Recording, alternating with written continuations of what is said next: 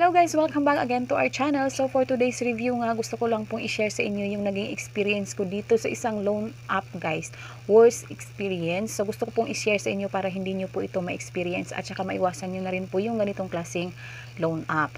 So bago yun guys, gusto ko lang pong i-announce na may pag-giveaways po tayo. So pipili po ako ng 5 mananalo ng tig 200 pesos each. So, ang gagawin nyo lamang po is subscribe, i-like po yung video, at saka mag-comment po kayo dun sa baba. So, pag na-heart ko po yung inyong comment, automatic kasali na po kayo sa ating pag-giveaways. So, ito na nga guys, i-reveal ko na po kung anong klaseng loan app yung nagpakaba ng aking damdamin.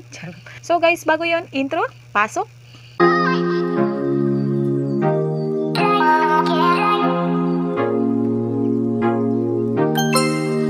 Guys, kakahanap ko po ng i-review ko. Nakita ko itong loan app na ito na may 4.8 rate na siya sa Play Store. So, ibig sabihin po nung 4.8. So, marami pong may gusto dito sa loan app na ito. So, dito nga may 20k reviews na siya. So, medyo mataas talaga siya, na intriga ako kaya in-install ko na siya. So, yun pong sinasabi kong loan app guys ay itong si V+. So, I don't know guys kung ako lang yung naka-experience ng ganito. So, comment nyo po sa baba kung naka-experience din po kayo ng ganitong klase o anong experience nyo dito kay loan app na V+. So, ito yung nangyari guys. In-install ko yung app. Pagkatapos, ito, pagbukas ko, may offer siya agad na 50,000 pesos maximum loanable amount. So, yung ginawa ko is, nag-click ako dito sa Apply Now. Kasi nga, meron naman silang 121 days loan term at saka 0.05% interest per day lang daw. So, medyo na ano tayo dun kasi nga po, mataas po yung kanyang rate. So, ito na nga, kailangan po natin ilagay yung active mobile number natin dito at magsasend po sila ng verification code. So, lumabas po agad yung 2,000 pesos na pwede ko pong i-loan. So, dito guys, nagtaka na ako kasi nga, bakit wala po yung aking personal information, wala po yung valid IDs na kailangan. So, nag-click lang po ako dito sa apply. Kasi guys, ang akala ko, yung ganitong klaseng loan app is nauuna yung loan calculation bago tayo maglagay ng personal information. So, which is good thing sana. So, ito na nga yung ginawa ko is nag-click po ako dun sa apply now kasi nga meron silang 2 period. Kita nyo naman. And then, dito yung privacy statement. So, click lang po yung agree. And then, lalabas na nga po itong allow V+ to send and view messages. So, marami pong lalabas na ganito, yung i-access nila yung contacts mo, yung photos mo. So, click nyo lang po yung allow. So, eto na. Nag-calculating your credit limit just 30 seconds. So, may paganito sila. So, ayan. Meron agad silang offer from 50,000 na maximum loanable amount. So, kanina naging 2,000 and then ngayon is 1,000 pesos po yung na-approve sa atin. So, dito nga may 121 days kuno sila. So, pansinin nyo po dito sa baba, may 2 periods po siyang babayaran. Which is, makikita nyo po dito, yung service fee nila is 380 pesos. Yung matatanggap nyo na lang po is 620. So, I don't know guys, what comes into my mind. Kasi nga, hindi pa ako nakapag-fill up ng aking personal information. Hindi pa nga po ako nakapag-upload ng IDs. So, pansinin nyo po yung confirm dito sa baba.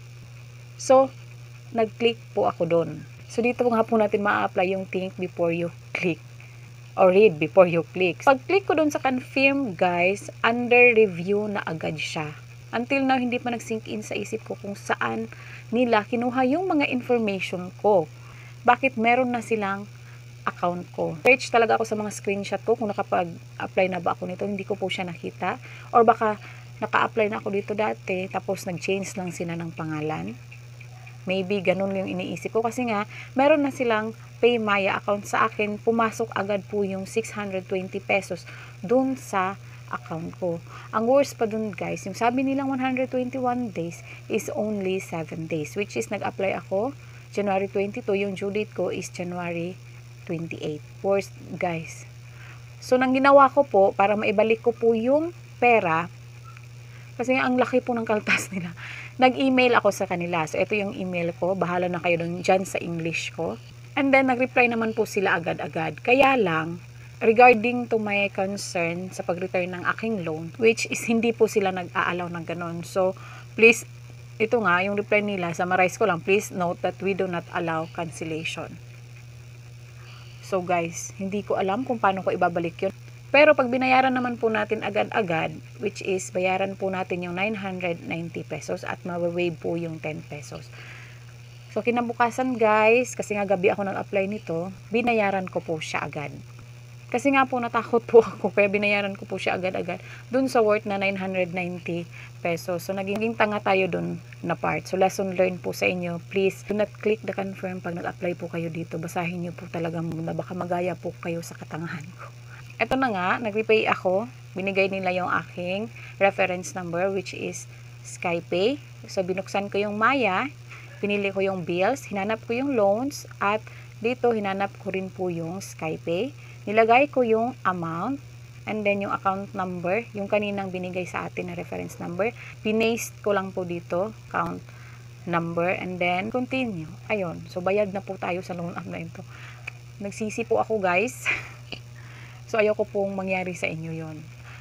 So please, sa lahat ng nag-a-apply dito sa loan app, much better po na mag-research, manood po kayo ng mga review sa mga loan app bago nyo po i-install. Kasi nga po, hindi po biro yung mga ganitong klaseng loan app na papasukin natin. So, thank you so much. Yun lamang po for today's review. Huwag nyo pong kalimutang i-subscribe at i-click ang like at mag-leave ng comment para kasali po kayo sa ating pag-giveaways. Thank you so much. Bye-bye!